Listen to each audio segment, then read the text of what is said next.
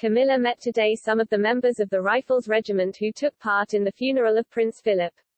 The Duchess of Cornwall, who became the regiment's colonel-in-chief in July 2020, spoke to one soldier of her pride at seeing the Rifles honouring the Duke of Edinburgh.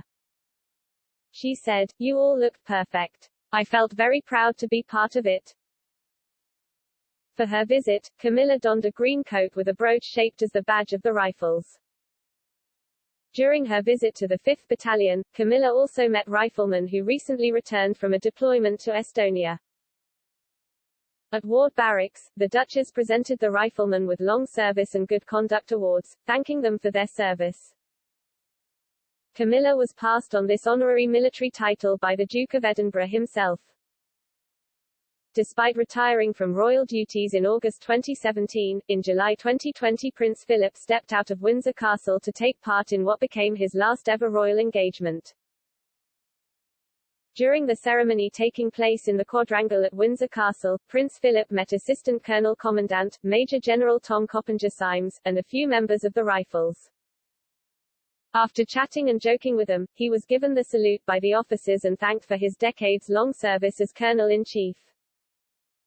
He then officially relinquished the role, and passed it on to Camilla. The infantry regiment of the Rifles was formed in 2007, but Prince Philip had been the colonel-in-chief of the regiments which eventually formed this infantry group since 1953.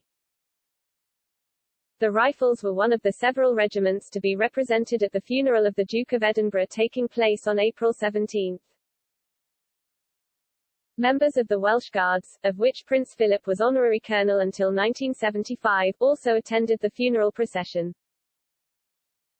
Similar to what Camilla did today, on Wednesday Prince Charles thanked the Welsh Guards for the tribute they paid to the Duke last month.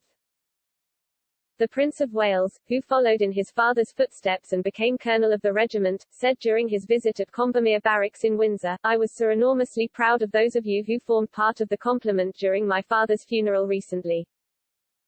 Speaking on behalf of his family, he also said, "My family and I were deeply moved by the way you all performed your duty. And people from other countries rang me up to say that they had never seen something so marvelous, so beautifully done and with such dignity and style." Most poignantly, he added, "I know my father would have been also enormously touched."